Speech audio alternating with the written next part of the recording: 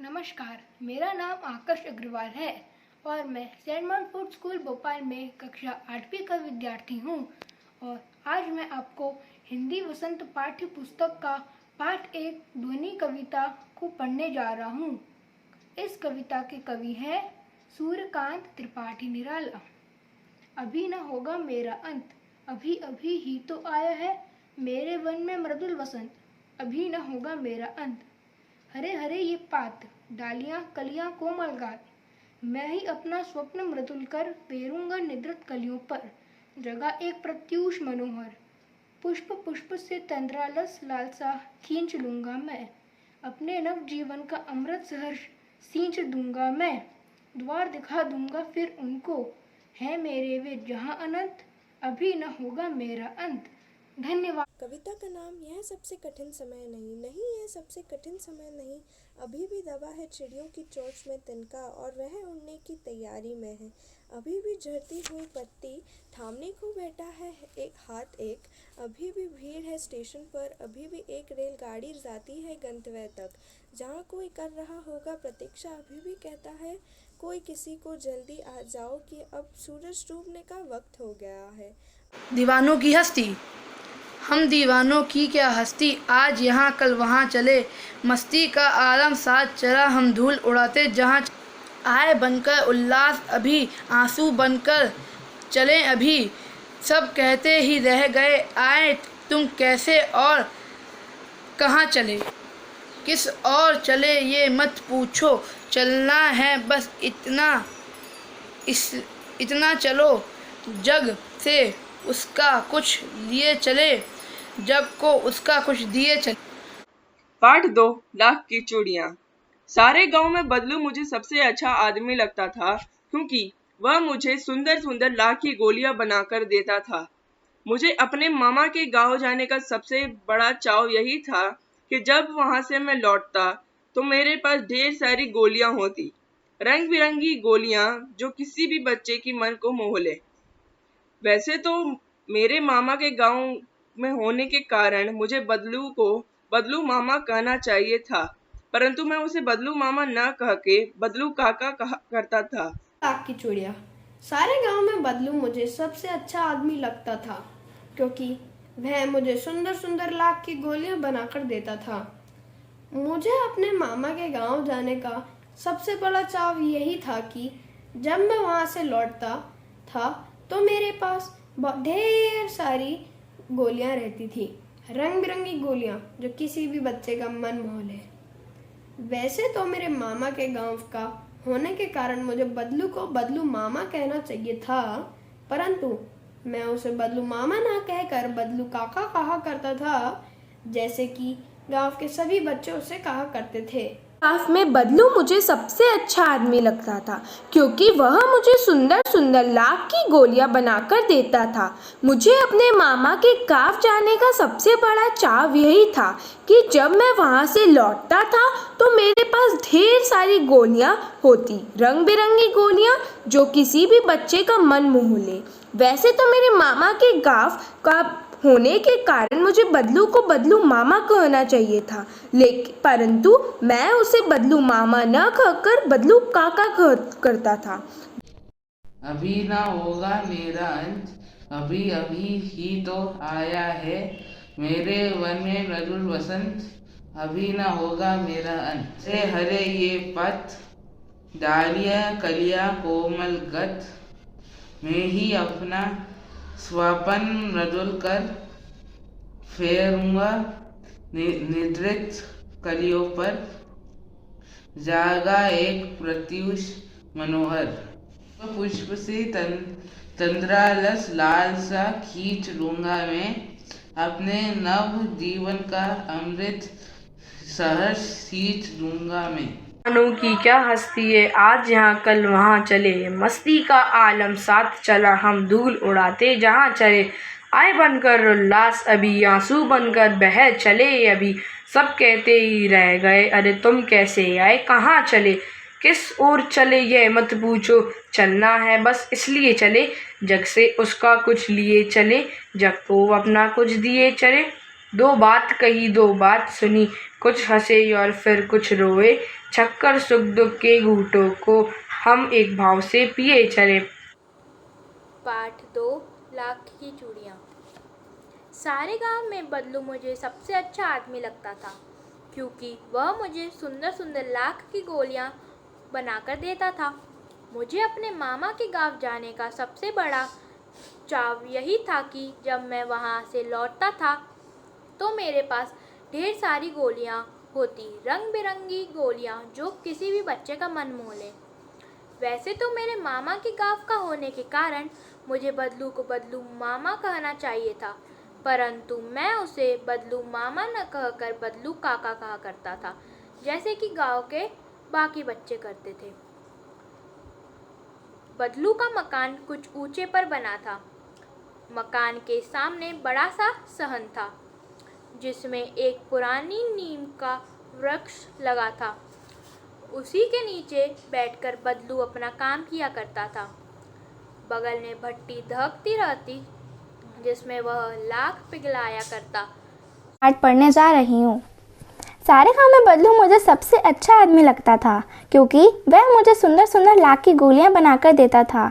मुझे अपने मामा के गांव जाने का सबसे बड़ा चाव यही था कि जब मैं वहां से लौटता था तो मेरे पास ढेर सारी गोलियां होती, रंग बिरंगी गोलियां जो किसी भी बच्चे का मन मोह ले। वैसे तो मेरे मामा के गाँव का होने के कारण मुझे बदलू मामा कहना चाहिए था, परंतु उसे बदलू मामा ना कहकर बदलू काका कहा करता था, जैसे कि गाँव के सभी बच्चे उसे कहा करते थे। बदलू का मकान कुछ ऊंचे पर बना था। मकान के सामने बड़ा सा सहन था, जिसमें एक पुराना नीम का वृक्ष लगा था। उसी के नीचे बैठकर बदलू अपना काम किया करता था। बगल में भट्टी दहकती रहती, जिसमें वह लाख पिघलाया करता। पढ़ने जा रही हूँ। हम 5 मित्रों ने तय किया कि शाम 4 बजे की बस से चलें। पन्ना से इसी कंपनी की बस सतना के लिए घंटे भर बाद मिलती है, जो जबलपुर की ट्रेन मिला देती है। सुबह घर पहुंच जाएंगे। हम में से 2 को सुबह काम पर हाजिर होना था, इसलिए वापसी का यही रास्ता अपनाना जरूरी था। लोगों ने सलाह दी कि समझदार आदमी इस शाम वाली बस से सफर नहीं करते।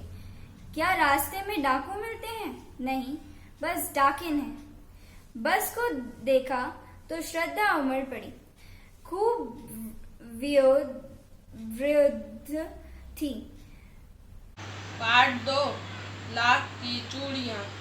सारे गांव में बदलू मुझे सबसे अच्छा आदमी लगता था, क्योंकि वह मुझे सुंदर सुंदर लाख की गोलियां बनाकर देता था।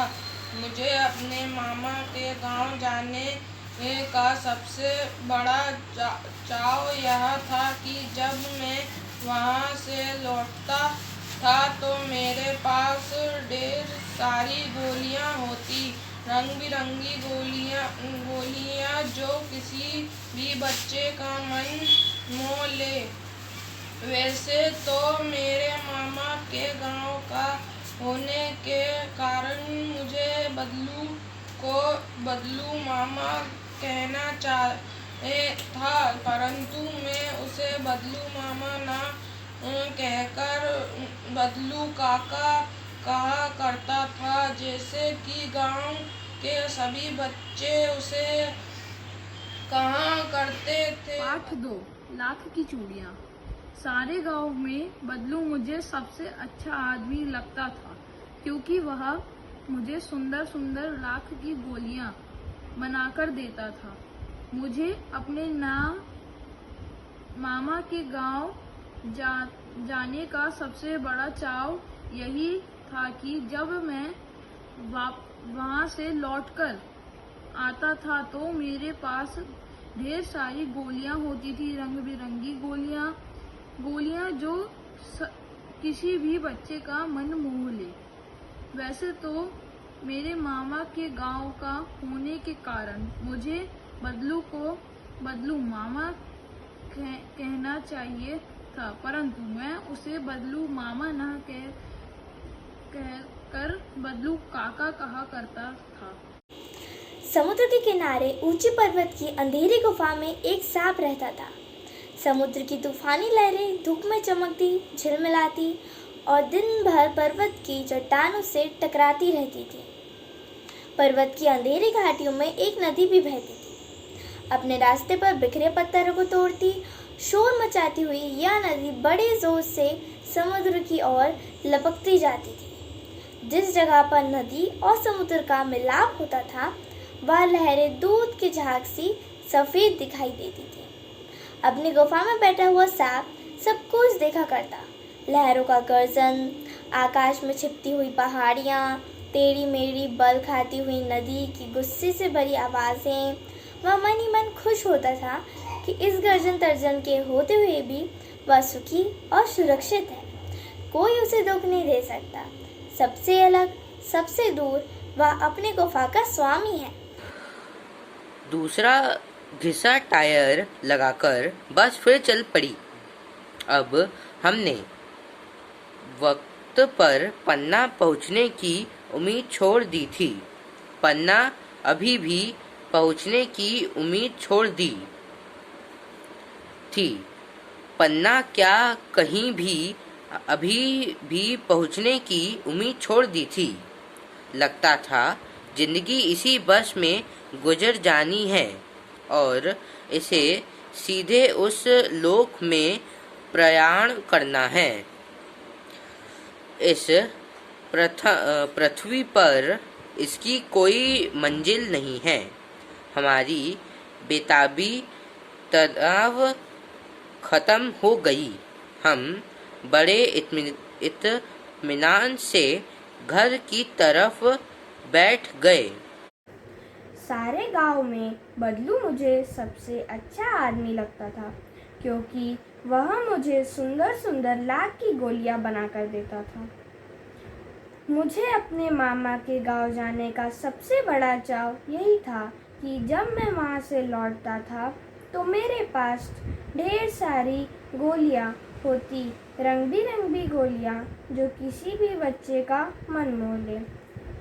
वैसे तो मेरे मामा के गांव का होने के कारण मुझे बदलू को बदलू मामा कहना चाहिए था, परंतु मैं उसे बदलू मामा न कहकर बदलू काका कहा करता था, जैसे कि गांव के सभी बच्चे उसे कहा करते थे।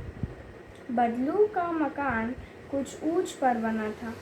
मकान के सामने बड़ा सा सहन था, जिसमें एक पुराना नीम का वृक्ष लगा था।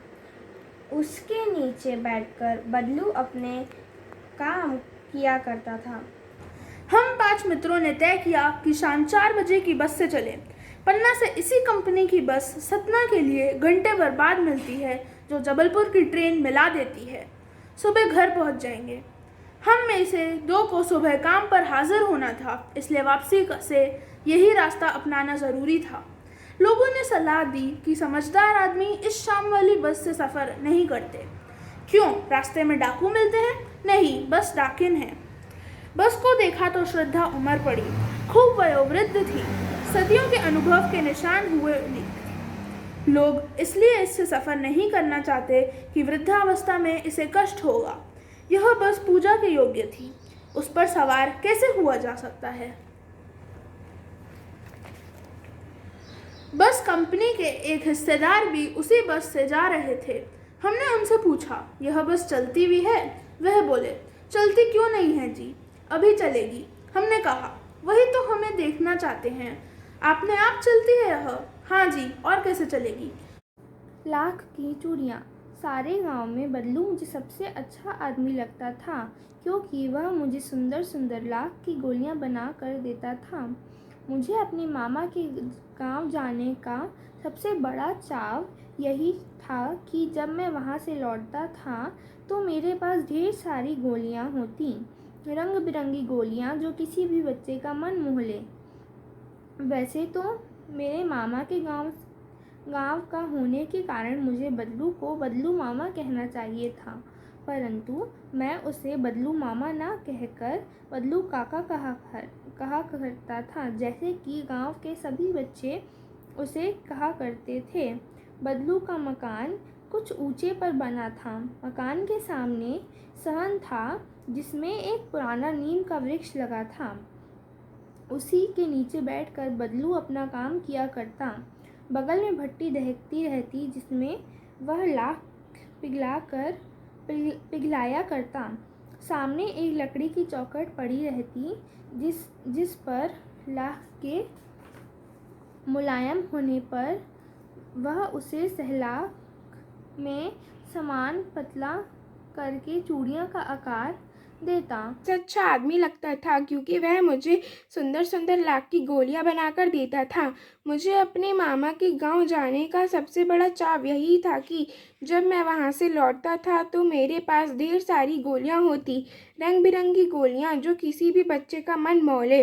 वैसे तो मेरे मामा के गांव का होने के कारण मुझे बदलू को बदलू मामा कहना चाहिए था, परंतु मैं उसे बदलू मामा ना कहकर बदलू काका कहा करता था, जैसे कि गांव के सभी बच्चे कहा करते थे।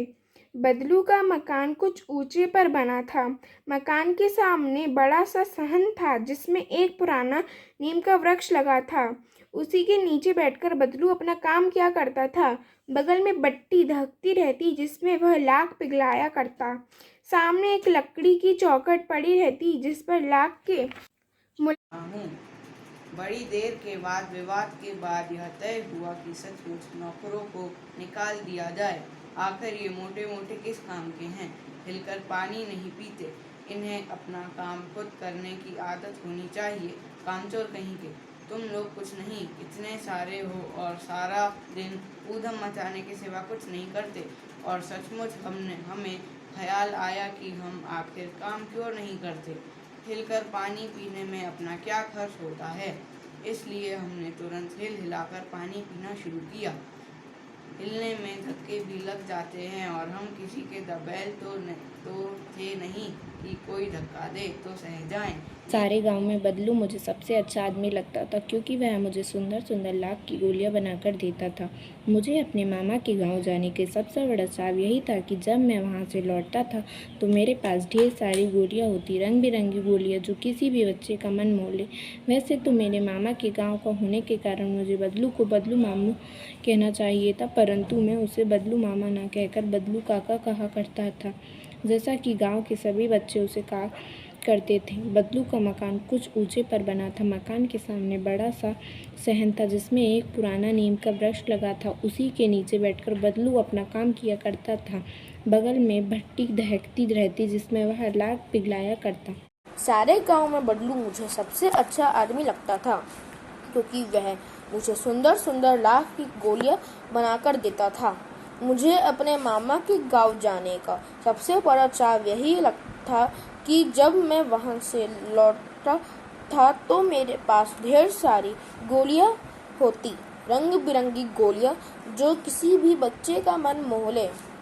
वैसे तो मेरे मामा के गांव का होने के कारण मुझे बदलू को बदलू मामा कहना चाहिए था, परंतु मैं उसे बदलू मामा ना कहकर बदलू काका कहा करता था, जैसे कि गांव के सभी बच्चे उसे कहा करते थे। बदलू का मकान कुछ ऊंचे पर बना था। मकान के सामने बड़ा सा सहन था जिसमें एक पुराना नीम का वृक्ष लगा था। उसी के नीचे बैठकर बदलू अपना काम किया करता था। बगल में भट्टी दहकती रहती जिसमें वह लाख पिघलाया करता। सामने एक लकड़ी की चौखट पड़ी रहती जिस पर लाख के मुलायम होने पर वह सलाख के सामने पतला करता। कामचोर। बड़ी देर के बाद विवाद के बाद यह तय हुआ कि सचमुच नौकरों को निकाल दिया जाए। आखिर ये मोटे मोटे किस काम के हैं, हिलकर पानी नहीं पीते, इन्हें अपना काम खुद करने की आदत होनी चाहिए। कामचोर कहेंगे, तुम लोग कुछ नहीं, इतने सारे हो और सारा दिन उधम मचाने के सिवा कुछ नहीं करते। और सचमुच हमें ख्याल आया कि हम आखिर काम क्यों नहीं करते। हिलकर पानी पीने में अपना क्या खर्च होता है, इसलिए तुरंत हिलकर पानी पीना शुरू कर दिया। हिलने में धक्के भी लग जाते हैं और हम किसी के बदबेल तो नहीं थे कि कोई धक्का दे तो सह जाएं। 8-3 बस की यात्रा। हम 5 मित्रों ने तय किया कि शाम 4 बजे की बस से चलें। पन्ना से इसी कंपनी की बस सतना के लिए घंटे भर मिलती है, जो जबलपुर की ट्रेन मिला देती है। सुबह घर पहुंच जाएंगे। हम में से 2 को सुबह काम पर हाजिर होना था, इसलिए वापसी का यही रास्ता अपनाना ज़रूरी था। लोगों ने सलाह दी कि समझदार आदमी इस शाम वाली बस से सफ़र नहीं करते। क्या रास्ते में डाकू मिलते हैं? नहीं, बस डाकिन है। बस को देखा तो श्रद्धा उमड़ पड़ी। खूब वयोवृद्ध थी, सदियों का अनुभव के निशान लिए हुए थे। लोग इसलिए इसी सफ़र नहीं करना चाहते कि वृद्धावस्था में इसे कष्ट होगा। जिसका नाम है ध्वनि। अभी न होगा मेरा अंत, अभी अभी तो आया है मेरे वन में मृदुल वसंत। अभी न होगा मेरा अंत, हरे हरे ये पार, डालियां कलियां कोमल गार। मैं ही अपना स्वप्न डोल कर फेरूंगा नृत्य कलियों पर। जगह एक प्रत्युष मनोहर, पुष्प पुष्प तंदारस लालसा खींच लूंगा मैं। अपने नवजीवन का अमृत सहर सींच दूंगा मैं। द्वार दिखा दूंगा फिर उनको, है मेरे वे जहां अनंत। अभी न होगा मेरा अंत। और इस कविता के कवि हैं सूर्यकांत त्रिपाठी निराला जी। पक्षी और बादल ये भगवान के टाकिए हैं, जो एक महादेश से दूसरे महादेश को जाते हैं। हम तो समझ नहीं पाते हैं, मगर उनकी लाई चिट्ठियाँ पेड़ पौधे पानी और पहाड़ बाँचते हैं। हम तो केवल यह आंकते हैं कि एक देश की धरती दूसरे देश की सुगंध भेजती है, और वह सौरभ हवा में तैरते हुए पक्षियों के पंखों पर गिरता है, और एक देश का भाप दूसरे देश में पानी बनकर गिरता है। इस कविता के रचयिता रामधारी सिंह दिनकर जी हैं। धन्यवाद। हम दीवानों की क्या हस्ती है, आज यहाँ कल वहाँ चले। मस्ती का अमल साथ चला, हम धूल उड़ाते जहाँ चले। आए बनकर उल्लास सभी, आंसू बनकर बह चले। सब कहते ही रह गए, अरे तुम कैसे आए, कहाँ चले। किस ओर चले यह मत पूछो, चलना है बस इसलिए चले। जग से उसका कुछ लिए चले, जग को अपना कुछ दिए चले। 2 बातें कहीं 2 बातें सुनी, कुछ हंसे और फिर कुछ रोए। चक्कर सुख दुखों के गूठों, हम एक भाव से पिए चले। हम भिखमंगों की दुनिया में स्वच्छंद लुटाकर प्यार चले। हम एक निशानी से ऊपर पर ले असफल का भार चले। हम अपना और पराया क्या, आबाद रहे रोकने वाले। हम स्वयं बंधे थे और स्वयं हम अपने बंधन तोड़ चले। धन्यवाद। हम 5 मित्रों ने तय किया कि शाम 4 बजे की बस से चलें। पन्ना से इसी कंपनी की बस सतना के लिए घंटे भर बाद मिलती है, जो जबलपुर की ट्रेन मिला देती है। सुबह घर पहुंच जाएंगे। हम में से 2 को सुबह काम पर हाजिर होना था, इसलिए वापसी का यही रास्ता अपनाना ज़रूरी था। लोगों ने सलाह दी कि समझदार आदमी इस शाम वाली बस से सफ़र नहीं करते। क्या रास्ते में डाकू मिलते हैं? नहीं, बस डाकिन है। बस को देखा तो श्रद्धा उमड़ पड़ी। खूब वयोवृद्ध थी, सदियों के अनुभव के निशान लिए हुई थी। लोग इसलिए इससे सफ़र नहीं करना चाहते थे कि वृद्धावस्था में इसे कष्ट होगा। यह बस पूजा के योग्य थी, उस पर सवार कैसे हुआ जा सकता है। बस कंपनी के एक हिस्सेदार भी उसी बस से जा रहे थे। हमने उनसे पूछा, यह बस चलती भी है? वह बोले, चलती क्यों नहीं है जी, अभी चलेगी। हमने कहा, वही तो हम देखना चाहते हैं, आपने अपने आप चलती है यहाँ? हाँ जी, और कैसे चलेगी? गजब हो गया, ऐसी बस अपने आप चलती है। हम आगे पीछा करने लगे। डॉक्टर मित्र ने कहा, डरो मत, चलो, बस अनुभवी है, नई नवेली बसों से ज़्यादा विश्वसनीय है, हमें बेटों की तरह प्यार से गोद में लेकर चलेगी। हम बैठ गए। जो छोड़ने आए थे वे इस तरह देख रहे थे कि जैसे हमारी अंतिम विदाई कर रहे हैं। उनकी आंखें कह रही थी, आना जाना तो लगा ही रहता है, आया है सो जाएगा भी। दुनिया। पत्रों की दुनिया भी अजीबोगरीब है और उसकी उपयोगिता हमेशा से बनी रही है। पत्र जो काम कर सकते हैं वह संचार का आधुनिकतम साधन नहीं कर सकता है। पत्र जैसा संतोष फ़ोन या SMS का संदेश कहाँ दे सकता है। पत्र एक नया सिलसिला शुरू करते हैं और राजनीति, साहित्य तथा कला के क्षेत्रों में तमाम विवाद और नई घटनाओं की जड़ भी पत्र ही होते हैं। दुनिया का तमाम साहित्य पत्रों पर केंद्रित है और मानव सभ्यता के विकास में इन पत्रों ने अनूठी भूमिका निभाई है। पत्रों का भाव सब जगह एक सा एक है, भले ही उसका नाम अलग अलग हो। पत्र को उर्दू में खत, संस्कृत में पत्र, कन्नड़ में कागद, तेलुगु में उत्तरम, जाबू और लेख तथा तमिल में कडित कहा जाता है। पत्र यादों को सहेज कर रखते हैं, इसमें किसी को कोई संदेह नहीं है। हर एक की अपनी पत्र लेखन कला है और हर एक के पत्रों का अपना दायरा। दुनिया भर में रोज़ करोड़ों पत्र एक दूसरे को तलाशते तमाम ठिकानों तक पहुंचते हैं। भारत में ही रोज़ 4.5 करोड़ चिट्ठियां डाक में डाली जाती है, जो साबित करती है कि पत्र कितनी अहमियत रखते हैं। पंडित जवाहरलाल नेहरू ने सन 1993 में सही ही कहा था कि हजारों सालों तक संचार का साधन केवल हर कार्य रनर्स या फिर तेज दौड़े रहे हैं।